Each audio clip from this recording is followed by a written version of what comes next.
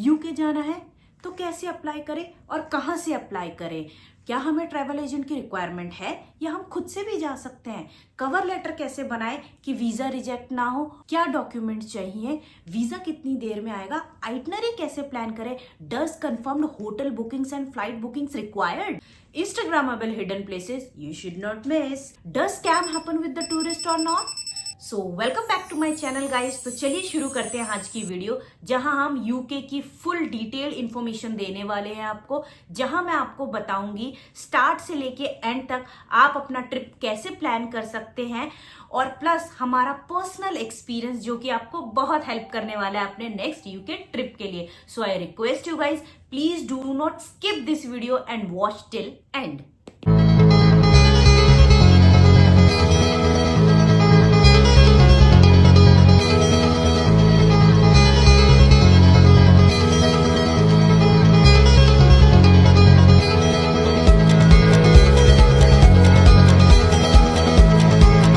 तो सबसे पहले हम जानेंगे कि यूके वीजा कितनी देर पहले अप्लाई करें। ये मैं अपने पर्सनल एक्सपीरियंस से आपको सजेस्ट करूंगी कि एटलीस्ट आप 4 to 5 मंथ्स का टाइम जरूर लीजिए, क्योंकि उसका बेनिफिट ये होता है कि आपको फ्लाइट्स और होटल्स चीपर प्राइस पे मिल सकते हैं, but it is not mandatory कि आप कंफर्म्ड होटल और फ्लाइट टिकट ही करवाएं। As per the latest UK travelling rule आप डमी टिकट्स भी यूज कर सकते हैं। तो अब हम बात करते हैं कि आपको कहाँ से अप्लाई करना है। उसके लिए आपको यूके की वेबसाइट पे जाना है, जो कि मैं कमेंट बॉक्स पे डाल दूंगी। तो एक बार जब आप यूके की वेबसाइट पे चले जाएंगे, वहां पे आप देखेंगे आपको एक फॉर्म मिलेगा फिल करने के लिए। वो फॉर्म फिल करने के लिए आपको कम से कम 40 मिनट्स to 1 hour लगेगा। सो आई सजेस्ट यू, उसके लिए आप कोई बहुत ही शांतिपूर्वक जगह पे जाएं या फिर कोई कैफे पे चले जाएं। ये मेरा एक पर्सनल एक्सपीरियंस है, बिकॉज अगर आप घर में हलचल होती है और आप बच्चों के बीच में फॉर्म फिल करेंगे तो आपको बहुत ही हिंड्रेंस क्रिएट होगी और गलतियां भी हो सकती हैं। तो उसको अवॉइड करें और कोई शांतिपूर्वक जगह पे जाके ही उस फॉर्म को फिल करें। फॉर्म फिल करने के बाद गाइस आपको वीएफएस के पोर्टल में जाना है, जहां पे आपको अपनी अपॉइंटमेंट डेट लेनी है एज पर योर सुइटेबिलिटी। वहां पे ऑप्शंस होते हैं, आप चूज कर सकते हैं। इसके बाद आपको फी पे करना है। अपॉइंटमेंट वाले दिन आपको नियरेस्ट वीएफएस सेंटर में जाना है। उस दिन आपका बायोमेट्रिक्स होगा और आपको अपने डॉक्यूमेंट सबमिट करने होंगे। आगे बढ़ने से पहले गाइज मैं आप लोगों को एक पॉइंट शेयर करना चाहूंगी।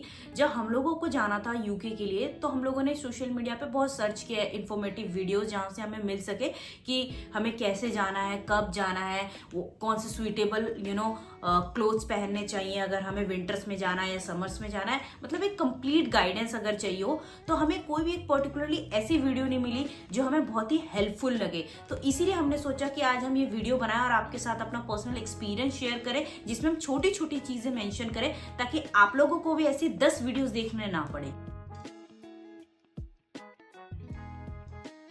अगर मैं बात करूं वीजा प्रोसेसिंग टाइम के लिए, तो 2 से 3 हफ्ते लग सकते हैं, बट हमारे केस में 4 से 5 हफ्ते लग गए थे, क्योंकि उस टाइम पे स्टूडेंट वीजा का बहुत रश था। सेकंड पॉइंट मैं आपको यहाँ पे बहुत जरूरी बताने वाली हूँ कि अगर आप अपने नियरेस्ट वीएफएस सेंटर विजिट कर रहे हैं तो कोई भी इलेक्ट्रॉनिक गैजेट मत लेके जाइएगा, क्योंकि उसके एक्स्ट्रा चार्जेस लगते हैं। ये छोटी छोटी डिटेल्स हैं जो कि लोग आपको नहीं बताएंगे, हमारे साथ हो चुका है, इसलिए मैं आपको बता रही हूँ। तो अपने इलेक्ट्रॉनिक गैजेट्स को अपने कार में रख के जाइएगा या बाहर छोड़ के जाइएगा, अदरवाइज आपको एक्स्ट्रा चार्जेस पे करने पड़ेंगे। वीजा प्रोसेसिंग के वक्त कई बार ऐसा हो सकता है कि टाइम लग सकता है। यूके गवर्नमेंट इस चीज को लेके बहुत सपोर्टिव है, आप लोगों को बिल्कुल भी घबराने की जरूरत नहीं है गाइज। हमारे साथ भी हुआ था कि 2 से 3 हफ्ते में हमारा नहीं आया था, कम से कम 4 से 5 हफ्ते लग गए थे, और हमें भी लगा था कि शायद हमारा वीजा रिजेक्ट हो गया, बट नहीं। हमारे पास एक मेल आया जो कि मैं अभी आपको पढ़ के बताती हूँ। No reply, not straightforward notification, we are unable to make decision on your application within the published visa processing time। तो इस टाइप से भी कई बार हो सकता है कि आपको ईमेल आ जाए, या आपको कोई ईमेल आ जाए अगर आपका डॉक्यूमेंट पूरा नहीं है, या फिर थर्ड आपको ये हो सकता है आपको इंटरव्यू के लिए कॉल आए। तो कई सारे रीजंस हो सकते हैं, ऐसे आपका वीजा कभी भी रिजेक्ट नहीं होगा विदाउट एनी इंटीमेशन। तो नेक्स्ट हम बात करेंगे होटल्स और फ्लाइट के बारे में। तो गाइज अगर आप डमी होटल्स और फ्लाइट बुक कर रहे हैं तो फिर कोई चिंता की बात ही नहीं है। इनफैक्ट मैंने अभी आपको सजेशन में दिया था कि आप डमी ही कीजिए। बट अगर आपका मन है फिर भी कि आपको कंफर्म्ड होटल फ्लाइट्स चाहिए, कंफर्म्ड बुकिंग्स चाहिए हर चीज़ की, तो आप MMT की हेल्प ले सकते हैं, मेक माई ट्रिप की, जिसकी हमने भी हेल्प ली थी। हमने भी उसी से ही अपना होटल बुक किया था प्लस फ्लाइट बुक की थी, जो कि कंपैरिजन में चीपर रेट्स पे मिलते हैं और वेबसाइट से अगर आप करें। बाकी आप और भी वेबसाइट्स की हेल्प ले सकते हैं, ठीक है। तो आपको एक तो मैं ये क्लियर कर दूं, अगर आपको ये लग रहा है ना कि हम कई बार ये कश्मकश में होते हैं कि यार कंफर्म कर लेते हैं नहीं तो रिजेक्ट हो जाएगा हमारा वीजा, या डमी करें, अगर हम कंफर्म कर लेंगे तो पहले से हमारे काफ़ी पैसे लग जाएंगे। तो हमारे मन में भी ऐसे सवाल थे, बट क्योंकि हमें भरोसा था, क्योंकि इससे पहले गाइज हम दुबई जा चुके हैं, हम यूरोप जा चुके हैं, सिंगापुर जा चुके हैं, बाली जा चुके हैं, और इन सब के हमने खुद ही अप्लाई किया था बिना किसी एजेंट के। ये सब हमने डॉक्यूमेंट प्रोसेस खुद से ही किया है, तो हमें इतना कॉन्फिडेंस आ चुका था। और अगर आपको कहीं भी डाउट है तो I would recommend and suggest कि आप लोग कंफर्म्ड मत करवाइए, डमी टिकट्स ही कीजिए, क्योंकि उससे कोई फर्क नहीं पड़ता आपका कंफर्म्ड हो या डमी हो। अगर आपकी डॉक्यूमेंट स्ट्रांग है गाइस तो आपको डेफिनेटली यूके वीजा मिलेगा। नेक्स्ट पॉइंट हमारा रहेगा ओरिजिनल बैंक स्टेटमेंट, जो कि लास्ट 6 मंथ्स की होनी चाहिए। इसमें गाइस एक चीज आप जरूर ध्यान रखिएगा कि जो आप ट्रांजैक्शंस है आपकी वो बहुत ही लिमिटेड रखिएगा, क्योंकि अगर आप सपोज ट्रिप प्लान कर रहे हैं तो एटलीस्ट आप 1 साल का टाइम पहले आप सोच लेते कि हाँ हमें यूके जाना है 6 महीने से पहले। तो आप अपने ट्रांजैक्शन को बहुत ही लिमिटेड रखिएगा, ज्यादा ट्रांजैक्शन मत करिएगा, और इम्पोर्टेंटली वो ट्रांजैक्शन हिस्ट्री बहुत ही अच्छी होनी चाहिए। फॉर एग्जाम्पल अगर आपका यूके का ट्रिप 10 लाख का है तो आपके अकाउंट में एटलीस्ट 30 लाख होने चाहिए, अदरवाइज उनको लगेगा कि आप लौट के नहीं आएंगे, क्योंकि सबसे बड़ा प्रॉब्लम होता है इंटेंट का। तो अच्छा खासा अमाउंट मेंटेन करिए, 6 महीने पहले से अपने ट्रांजैक्शंस को थोड़ा मेंटेन करना शुरू करिए। उसके लिए आप अगर आपको पर्सनली आपको 2 रुपए निकालने, 10 रुपीज निकालने, 30 रुपीज निकालने, तो छोटे छोटे ट्रांजैक्शन मत करिएगा। इसके लिए आप अलग से एक सेविंग अकाउंट खोलिए और उसको यूज करिए।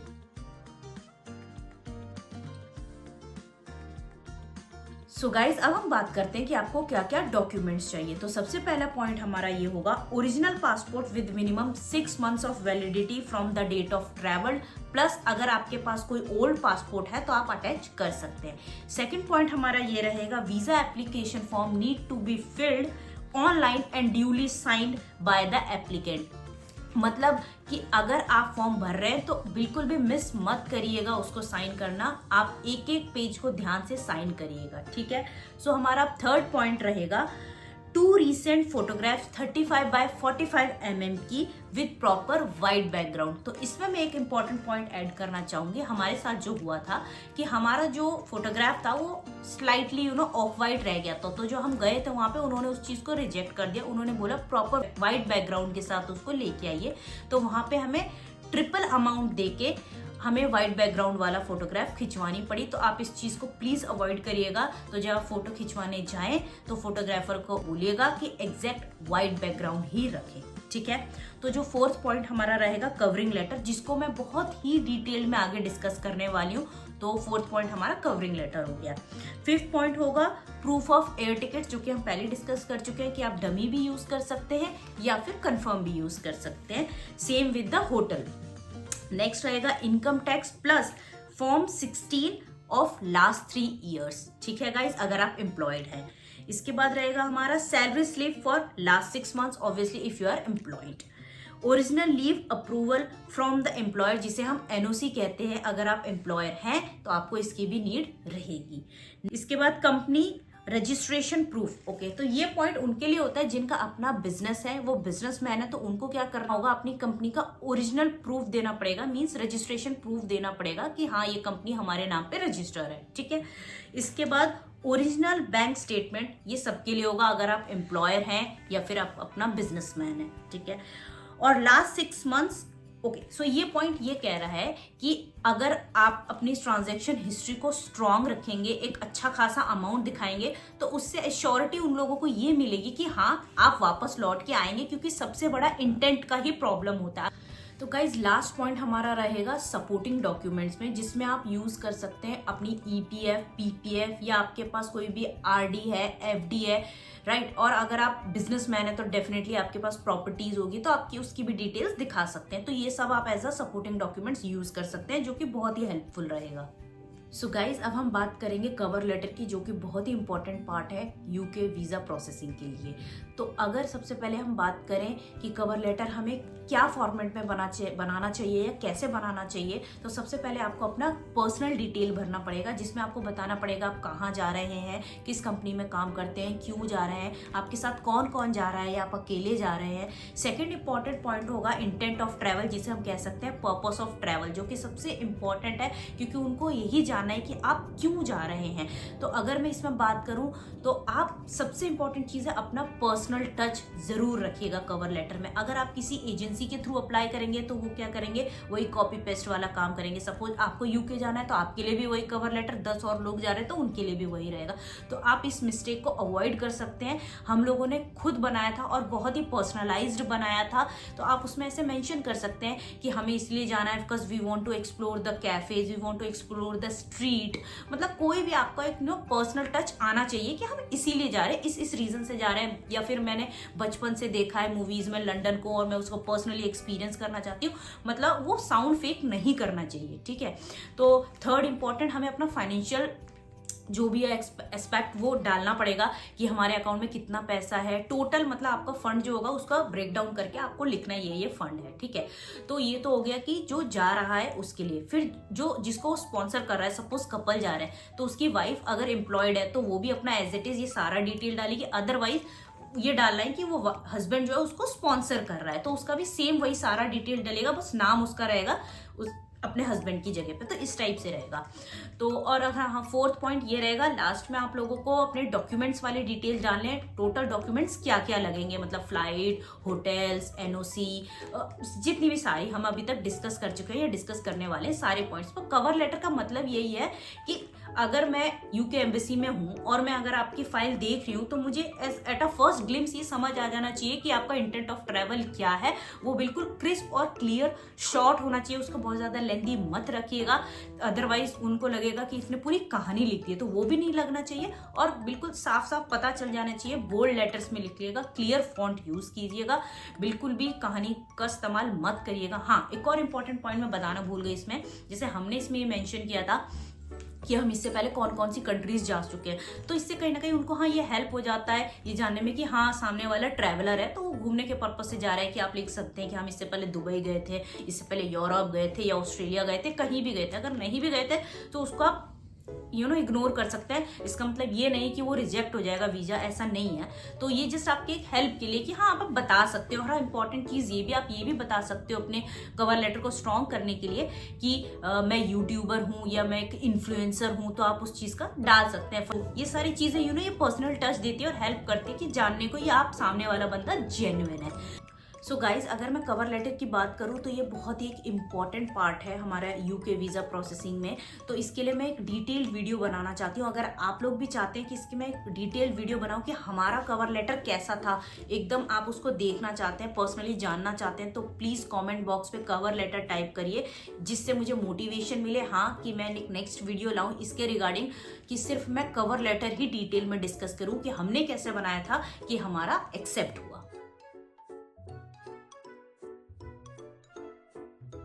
तो एक इम्पॉर्टेंट टॉपिक जो हमारा ये रहेगा अब कि हमें खुद से अप्लाई करना है या फिर एजेंसी के थ्रू करना है। तो इसमें मैं आपको बताऊं दोस्तों, आप खुद से भी अप्लाई कर सकते हैं। इसकी कोई ज़रूरत नहीं है कि आप एजेंसी के पास जाएं। अगर मैं अपनी बात करूं तो हम लोगों ने भी खुद से ही किया है। ऑल्दो हमारी हिस्ट्री रह चुकी है पहले भी, बट हमारा भी फर्स्ट टाइम हम लोगों ने यूरोप के लिए अप्लाई किया था खुद से, जो कि बहुत डिफिकल्ट होता है शेनिगन की, बट हमने रिस्क लिया।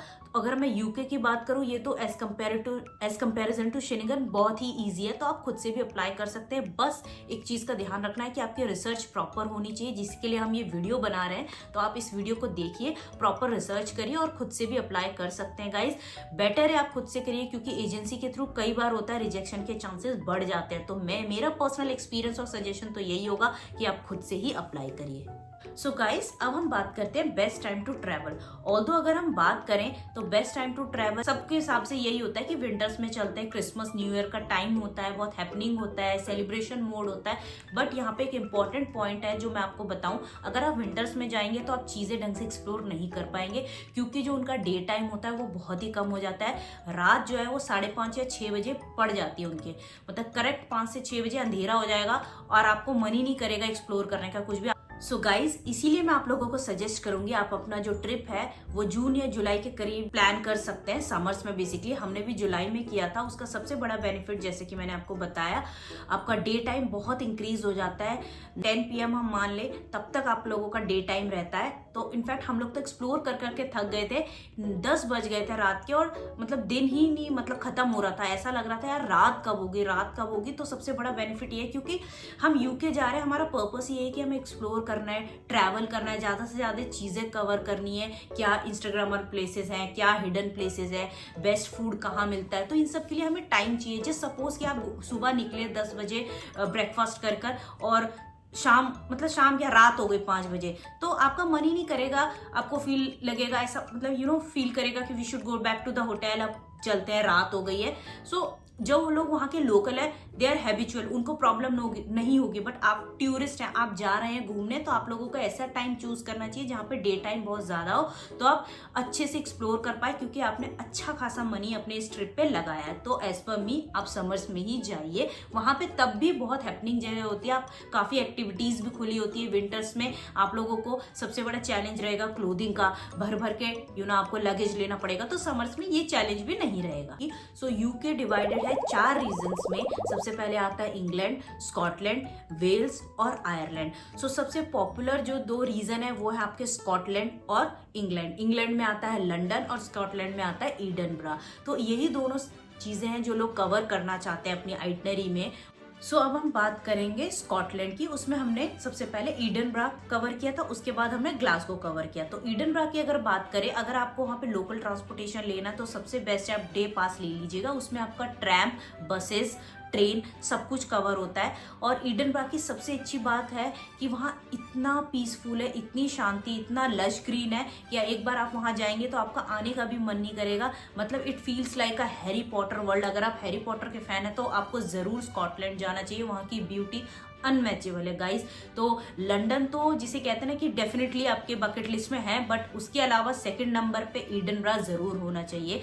सो इसके साथ आप कोलैब कर सकते हैं ग्लासगो भी, वो भी आपको एक बहुत अच्छी फील देगा। It's similarly like Edinburgh, but just एक ओल्ड टाउन और एक न्यू टाउन जैसा होता है, उसी टाइप का फर्क है। इसके बाद अगर हम बात करें, आप स्कॉटिश हाईलैंड्स भी कवर कर सकते हैं अपनी आइटनरी में। अगर आपका प्लान है एडिनबरा विजिट करने का, so please do not miss Scottish highlands. और हम अगर बात करें अपनी ट्रिप की, तो हम लोगों ने 4 नाइट्स 5 डेज लगाए थे स्कॉटलैंड के लिए, तो आप अपने अकॉर्डिंग प्लान कर सकते हैं। सो नेक्स्ट हमारा रहेगा कि हम ट्रैवल कैसे करें। अगर हम लोगों को स्कॉटलैंड से इंग्लैंड जाना है, सो बेसिकली एडिनबरा से अगर लंदन जाना है, तो इसके लिए 3 मोड है। सबसे पहले फ्लाइट, जो कि थोड़ा कॉस्टली अफेयर रहेगा, सेकंड होता है बस, और थर्ड होगा स्कॉटिश रेलवे। तो हम लोगों ने स्कॉटिश रेलवे लिया था, आप चाहे तो बस भी ले सकते हैं, इनफैक्ट वो काफी चीपर रहेगा। अगर आप एज अ ट्रैवलर जा रहे हैं जिसे ज्यादा स्पेंड नहीं करना, तो आई विल सजेस्ट आप बस लीजिए। अदरवाइज अगर आप एज अ कपल जा रहे हैं, थोड़ा सा लग्जरी आप एक्सपेक्ट कर रहे हैं, तो आप स्कॉटिश रेलवे लीजिए, उसका एक्सपीरियंस अनमैचेबल है गाइज। सो गाइज, अगर मैं लंदन की लोकल ट्रांसपोर्ट की बात करूं, तो आप सबसे पहले तो कैब बिल्कुल अवॉइड कर दीजिए, क्योंकि कैब बहुत ही कॉस्टली रहेगा। इनफैक्ट कोई भी आपको कैब सजेस्ट नहीं करेगा। सेकंड नंबर पे अगर मैं अपनी बात करूं, तो हम लोगों ने ट्यूब पासेस लिया था। यहाँ पे डे पास नहीं होता लाइक स्कॉटलैंड, यहाँ पे आपका ट्यूब पासेस होता है, जो कि वीकली होता है और मंथली होता है। तो हमने 7 डेज का ट्यूब पास लिया था। ऑल्दो हमारा 5 नाइट का स्टे था, बट हमने 7 डेज का लिया था, बिकॉज वो हमें थोड़ा अफोर्डेबल पड़ रहा था। तो आप उसमें आप बसेस कवर होते हैं। So basically it's like India में जैसे आपका मेट्रो चलता है, तो वहाँ पे जो अंडरग्राउंड मेट्रो होता है उसको ट्यूब बोलते हैं। तो मोस्टली जो पब्लिक ट्रांसपोर्ट के लिए हम लोग ट्यूब ही यूज करते हैं। सो एक और इम्पॉर्टेंट पॉइंट मैं आपको यहाँ पे बताना चाहूँगी, हम लोगों की जो एंट्री थी वो स्कॉटलैंड से थी और एग्जिट जो थी वो इंग्लैंड से थी। उसका रीज़न ये था कि at the time of booking हमें फ़्लाइट्स जो थे और होटल्स जो थे ज़्यादा चीपर अफोर्डेबल प्राइस में मिल रहे थे स्कॉटलैंड में। बेसिकली फ़्लाइट की अगर मैं बात करूँ, एंट्री हमें ज़्यादा अफोर्डेबल मिल रही थी। तो आप आज के टाइम पे जब आप बुक कर रहे हो तो करंट ये चेक कर लीजिएगा। इनफैक्ट इससे आपको काफ़ी ज़्यादा मदद मिलेगी कि हमें एंट्री कहाँ से लेनी है, एग्जिट कहाँ से लेनी है। अगर आपको एंट्री लंदन से चीपर पड़ रही है तो आप लंदन से लीजिए, और स्कॉटलैंड से पड़ रही है तो आप स्कॉटलैंड से लीजिए। तो जाने से पहले इसको भी एक बार अच्छे से चेक कर लीजिएगा। सो ये भी एक बहुत इंपॉर्टेंट पॉइंट है जिससे आपके काफ़ी पैसे बच सकते हैं गाइस। सो गाइस, अगर मैं बात करूँ करेंसी एक्सचेंज की, तो आप लोग दो तरीके अपना सकते हैं। जो हमने किया था कि 50% हम लोगों ने कैश लिया था, 50% कार्ड यूज़ किया था, जो कि बेस्ट है। कई लोग करते हैं कि फुल कैश ले जाते हैं, फुल कार्ड ले जाते हैं, तो कई बार इस चीज़ को आपको दिक्कत हो सकती है, ये चीज़ आपको दिक्कत दे सकती है। तो मैं आपको यही बोलूँगी, आप अवॉइड करिए, 50% कैश रखिए, 50% कार्ड रखिए। अगर हम बात करें कि हम उसको एक्सचेंज कैसे करवाएं करेंसी को, तो अगर मैं अपनी बात करूं, हम लोगों ने थॉमस कुक का यूज़ किया था। आप थॉमस कुक भी कर सकते हैं, ओरिएंट एक्सचेंज भी कर सकते हैं।